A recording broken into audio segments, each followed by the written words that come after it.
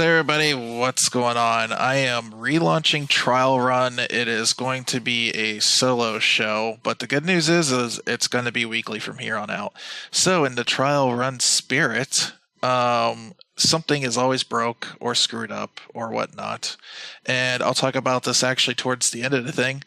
But my microphone has died. I'm not really angry. I've been using this on and off for like weeks now, for like I think it's like almost been at least 4.5 years. This is similar to a MXL 770, like same capsule and everything. It's actually a monoprice branded one, but USB on the bottom. And this is kaput. So yeah. So we're using headset mic. I know it sounds terrible. It's not my standard, but I will get a new microphone, I promise you. So anyways, for tonight, this is what we got. The idea of this show is I want to do something that's going to be a little bit like crowd interaction. For this first episode, it's going to be really rough. The podcast is obviously going to be really rough because of the audio going on right now. But I'm just going to bring up stories that happened through the week and stuff like that and talk about it with you guys, and we'll share some thoughts back and forth. This will be a little bit different for episode 2. I've already got like a graphic that I'm working on for like the side, so like people in chat can bring it up and stuff. So this is very much like audience participation in a way as well. But for today, if anybody's got anything to say, I'll just read it out loud. Well, I'll sound it out most likely, but you know how it goes. So something's been interesting going on. Nvidia had their conference last night. There's been some CES stuff going on. But first thing I want to really talk about is interview you. I swear I won't be abrasive. No, we're not going to do that. This isn't an interview show. I might have guests on at one point or another, but yeah, I'm not doing interviews. All right, so first thing I want to bring up, though, is I hope Twitch isn't like streamers on Twitch aren't going crazy. But here we go. Another guy is apparently banned from Twitch for slapping his girlfriend. This after the Mr. Deadmoth incident happened, which, if you guys don't know, he got banned from Twitch for allegedly beating his wife. Well, allegedly. I mean, he's got charges on him, but Twitch banned him after that, after an outcry. This is something that, in a weird way, is kind of good about live streaming, is that these guys are getting caught. I do actually... And then, like, the strangest thing I've heard people repeat over the past week has been, it's, how dumb are they to stream this? Well, it's not a good thing that they were doing it in the first place, regardless of the streams on and off. It doesn't matter.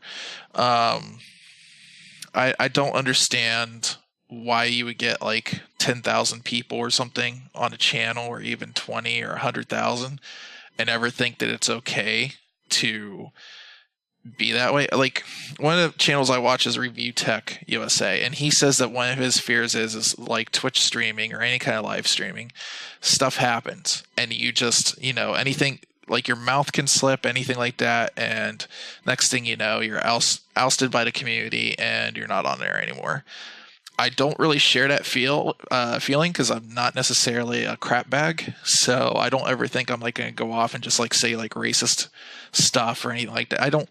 I've not ever been that kind of person. I don't understand being that kind of person. So, oh well, too bad. Good for him. But this whole thing, I hope Twitch keeps this a permanent ban, unlike last time where the community had to kind of push to get a permanent ban on it. I think this is a no-go, period. Sky, thanks for the bits. Anyone that hits a gal is BS. Just saying. Yeah, exactly. There's no reason to ever do that. It's never okay. And it makes me a little sad to see that this is a thing that's been going on Twitch for a little while now.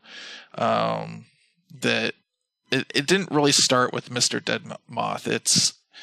I've seen other videos float around of people abusing girlfriends, wives in the background, or at least you could hear it, not necessarily see it.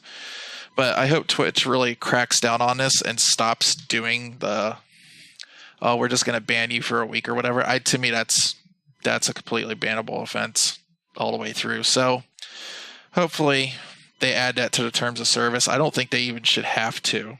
Like, that should just be automatically in there. But all right, so something I was somewhat excited about today,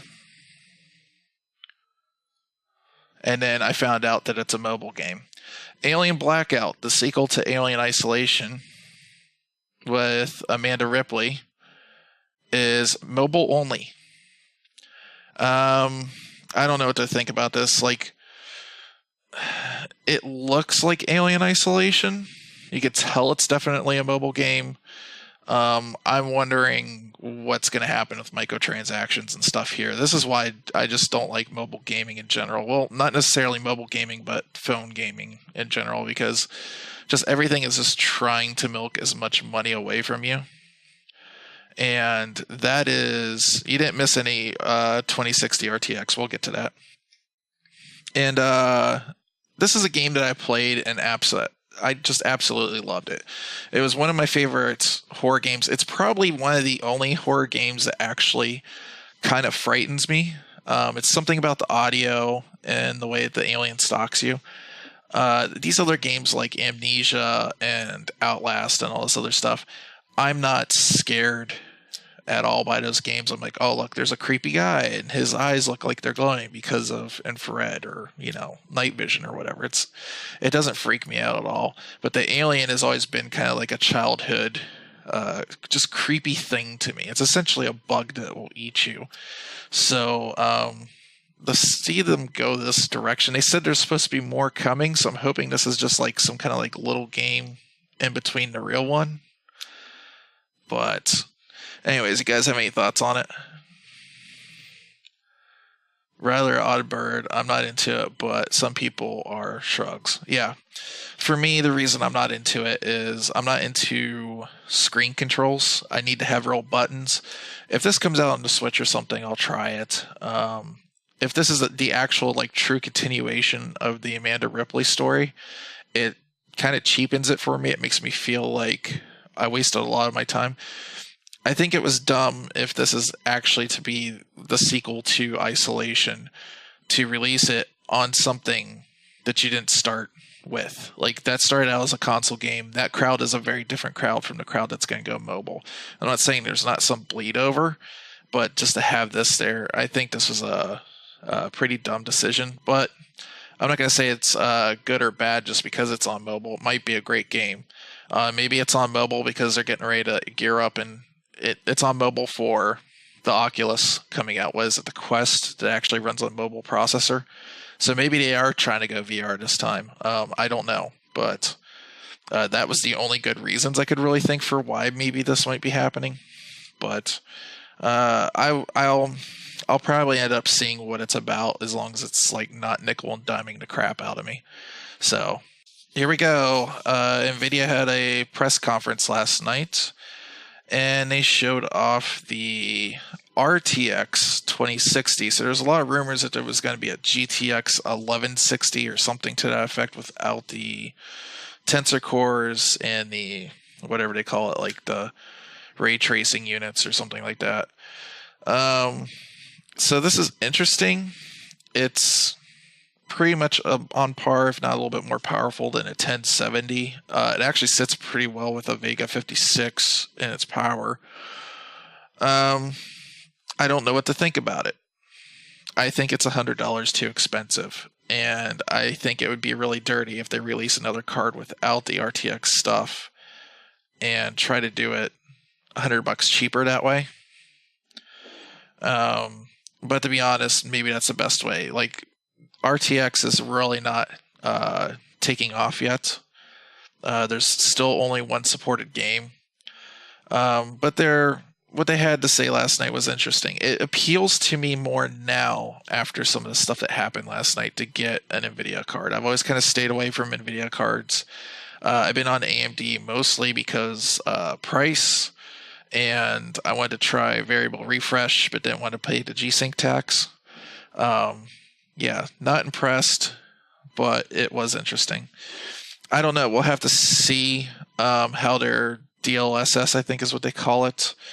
So from what I'm gathering, DLSS is essentially what it is when RTX, they say it's you turning on ray tracing. So that's what their excuse was. And he's like, Jensen's like, whoop, and then the power goes back up.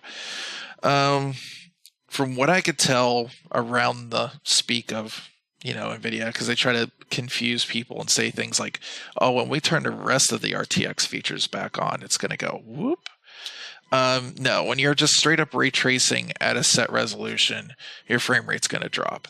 Basically, what they're talking about is turning down the rendering resolution. So if you guys have ever seen that in a game where you actually turn the scale down from like 100% to like 50%, and it kind of looks like pixelated and stuff, then they are using their new DLSS anti-aliasing model to reconstruct the image through their AI, which they used the term neural net last night, which I had to laugh because I'm like, I guess network guys now need to call it the neural net. I don't know. But it's his leather jacket. Yeah, really. But the nice thing about it is that there's finally a card that's like under the $500 price point. And honestly, for the performance, if RTX ever takes off or they ever show another reason for the tensor cores to actually do anything, the other nice thing that I want to talk about real quick with just not the 2060, but the RTX line in general, is people have been saying that the actual encoders, video encoders built into them are really good this time. And they talked about releasing an SDK to OBS to put into OBS, and I'm sure that will come over to Studio as well. So they're, once again, NVIDIA's kind of their own world. They started the presentation off by saying, most streamers out there, including people like me, are using 2 PCs to stream. That's not true. Most people aren't. But it is cool that they're trying to move that job over to the video card. It should have been that way in the first place, but I'm interested to see how that goes. Now, I would probably spend the extra tax for the RTX if this actually has a better encoder and runs that way. And on top of that, they also announced FreeSync. So, well, they announced, what is it? G-Sync compatible monitors, but it's FreeSync. We all know it's FreeSync. So finally, I've been harping on NVIDIA to do this for the longest time. All right, so V-Sky says, if I upgraded from my 1070 Ti to a 2060, then I'd lose 2 gigabytes of RAM. Well, that's not a good upgrade for you, but I'm on an RTX 580, which I would also lose 2 gigabytes of RAM, but I'm also on a 1080 monitor. So how important is that to you performance-wise? I don't think I'm upgrading anytime soon, but I'm just saying some of this stuff is more enticing. They're going in a route that I think is ultimately good for the consumer. A lot of the stuff that they've been doing in the past couple of years has, I would argue, almost anti-consumer. And it seems like they're finally hearing people and starting to come around. And that's what I like about stuff like the OBS integration and FreeSync working. So right now, they say they've tested 400 monitors and only 12 have met their standards. So one of the things I want to do sometime this week, if not this weekend when I have time, is I do have a older GTX 780 back there. I actually want to pop it in a machine and see if I can get FreeSync to work on my panel. I have a Nixius FreeSync monitor, and I'm kind of curious how this is going to work. I've had some issues on and off with FreeSync over the last couple of years, but it's mostly because my last panel was actually broken. So Steve from Gamers Nexus had a teardown on a 2060, and just wow. Yeah, I heard something about that. So, I can't really be hating on NVIDIA too much this time around. At least they're allowing variable refresh to work. I thought it was funny how they had called it asynchronous and G-Sync compatible monitors, when on the box 9 times out of 10 it's going to say FreeSync. I think that confuses the consumer a little bit by just not calling it FreeSync and just owning up to it. But hey, whatever. If you can't say it, I think it would physically strain him to say FreeSync. I think that's what the problem is. So it's like, I'm not saying that. But they're starting to come around. They're starting to be a little bit more pro-consumer in some of the features. I wish they were a little bit more pro-consumer in the price still, but the silicon is a lot more expensive to produce this time around than it has been in the past. So, all right. And up next we have, I thought this was interesting from CES. Hardware Canucks went to Razer and they're now making a 1440 Hz IPS 144 Hz display. They're calling it the Raptor. The thing I thought was most interesting about it, I don't know what the price of this is going to be yet, but they went with FreeSync over G-Sync, and that's kind of shocking for Raptor or for Razer. I kind of would have figured that if they would have gone a route with a gaming monitor, they would have gone G-Sync and just paid the premium for it, but nope, they stuck with FreeSync. One of the things that's interesting about this monitor is it actually has an aluminum stand in the back, so you can actually have your cables channel through. So it's like sitting flush on the bottom. Your cables go up through the back. Hopefully they're not green colored, because that is hideous. They should be black. And to hook it into the monitor will actually go up completely 90 degrees flush. Oh, there we go. So you can actually hook it into the ports. And of course it's got chroma and all that other stuff. But I just thought this was kind of shocking, and we're also starting to see some other monitors. Nothing that I can really show yet, but I know there's supposed to be a couple of other monitors out there this week that are USB-C, like for both power and video, so I'm kind of intrigued to see what those are going to be.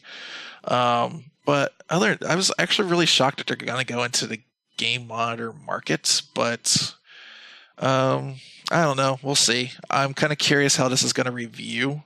It seems like the backlight is like really good and everything on it. So if they make a good panel and it doesn't cost exorbitantly much, I guess Razer's okay being in the market. They've got some good ideas going on here. I thought this was interesting. Elgato's got a couple new products that they've showed off, and that'll kind of lead into what I want to talk about at the end here.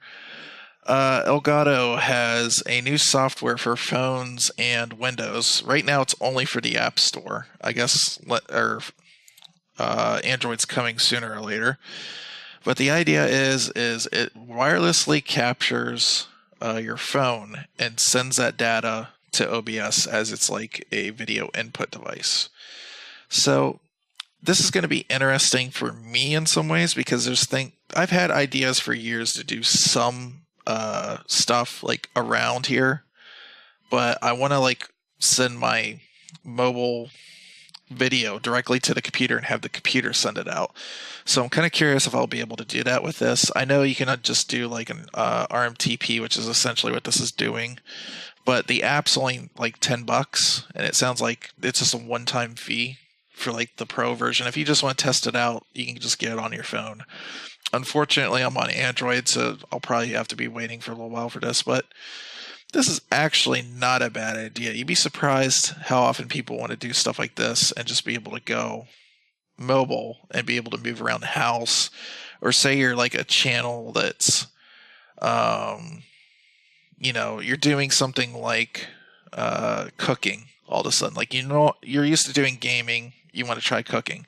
You can just get yourself a tripod, set up your phone, and beam this to your computer easily. And I think this is going to maybe help bring different content to Twitch and other platforms. Because once you make something a little bit easier for everyday users, you see new types of content pop up. And I think this is rather interesting. So Elgato also has a key light. So it looks like the key light, from what I can tell, is only got a color temperature range of about 6,500 Kelvin to 45. I saw some stuff where people are showing it like emitting a blue light, and I can't seem to find that anywhere. So like, this is all I'm seeing right here is just like the software being able to turn up the brightness, turn it down, and change the color temperature, and that's it. So I don't know what I was seeing earlier when I saw an ad to it, and it was like, you can do this. It is cool that it integrates with their software. The price is a bit steep for me, but at the end of the day, having been somebody that's been around like studio environments and stuff, people pay way more than this for like a key light, like by a lot, and it doesn't even have half the integration this does. EposVox already has done a video on this and said that there is no hot spotting in the light whatsoever. So I'm interested, and that's going to lead me to talk about what's coming up for 2019 in my stream. So normally when I would do a podcast like this, I would just obviously use this microphone. So the other night, if you guys remember, I was streaming and this started making really bad noise, and I've tried to fix it, and it's just permanent now. I can't get the high-pitched noise to go away. I could EQ it out, but then it would make my voice sound weird. So I've just effectively decided to retire this. I've had this, actually, when I first started streaming, I was just using a headset mic like I am now. And a good friend of mine actually sent this over for Monoprice and the stand. And I love this thing. I've been using it for years, but I think it's time to change a little bit. There's some different content I want to create, quite possibly just not here, but everywhere. I want to go out to Seattle and go do like cool bar hops and stuff with you guys, and check out the nightlife and stuff like that. I thought that would be really cool. And to do that, I'm going to be switching a lot of my stream over to like lavalier mics. There's a more expensive option, which we'll eventually get into. There's cheaper options I'm probably going to start off with. The other thing I'm going to look into this week is actually hooking up this camcorder to a capture and seeing how it works. If this thing actually looks a lot better than that webcam, this is what we're going to start using, because it's got a bigger sensor overall. And then over the year, what I'm hoping to do is just not for Twitch, but also YouTube, is to upgrade my camera equipment, get stuff like the Stream Deck, green screens, stuff like that, better lighting, all that stuff, and just do it. For me, this is a really fun hobby. I've never made any money doing this. It's actually more of a financial drain than anything else. And so what I'm going to ask you guys is just, bear with me. It's going to take time. Money doesn't come off trees, so I have to go work and earn it. But we are moving in that direction. We are going to be more professional this year and try to step up our game. But there's things I can do now that I obviously, like, I can get a lavalier mic for like $20-$30. That's not going to be a problem. I can hook this thing in and see how it does. So there are things that we're going to do to kind of change it up. And if it rubs you the wrong way or something, I'm sorry, but I feel like I need to evolve a little bit and try new things, and that's what this is all about too. This is what the show's all about, is me trying to evolve and try new things and get content out there. If I was a real stickler about it, I would do a lot more to put more production and stuff into this show and other things, but I just don't have the time, guys. So what this year's about is not only getting better equipment, but trying to figure out how to do good content in a manner that it's not like I'm going to come home and work like 5 days a week while I'm at home and not have any time off. So, all right. So that's been it for Trial Run. So if you like the show, which I don't know in its current shape, I don't imagine you probably would, but maybe you do, hit the thumbs up, subscribe down below, dingle my bell, and I'll see you guys in the next video.